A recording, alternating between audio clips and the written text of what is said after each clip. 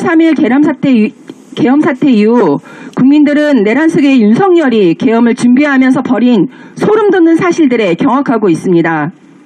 12월 14일 탄핵 소추안이 가결되고 국민들은 빠르게 안정을 찾아가고자 하는 희망을 가지고 있습니다. 이는 국회와 국정이 정상화될 것이라는 기대감과 내란범 윤석열의 탄핵 절차가 무리 없이 진행될 것이라는 기대감 때문입니다. 하지만 이런 국민의 기대를 무참히 짓밟고 내란범 윤석열의 동조두둔하고 있는 국민의힘에 다시 국민들의 분노에 저항이 거세어지고 있습니다.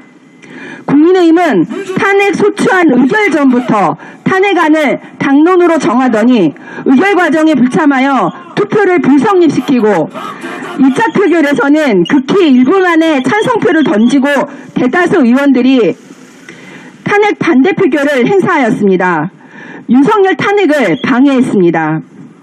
12월 3일 내란 사태 이후 국민의힘은 국민에 대한 사과와 반성의 태도를 보여야 하는 것이 마땅합니다. 그러나 계엄 사태 과정에서 벌어졌던 충격적인 사실들이 속속히 밝혀지고 있는 이때 권선동 대표를 필두로 헌법재판관 임명 지연을 위해 한덕수 권한대행에게 헌법재판관 임명을 할 수 없다고 주장하는가 하면 헌법재판관 인사청문회에 불참을 선언했습니다.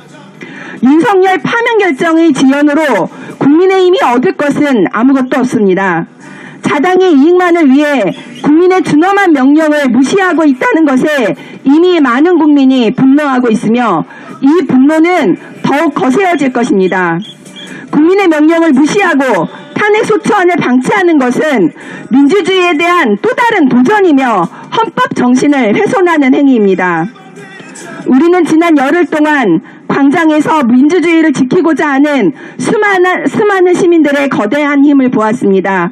이 거대한 민주주의의 힘을 거부하고 한치 눈앞에 보이는 자당의 이익을 위해 순리를 거스른다면 헌정파괴의 내란 공범임을 스스로 인정하는 것입니다.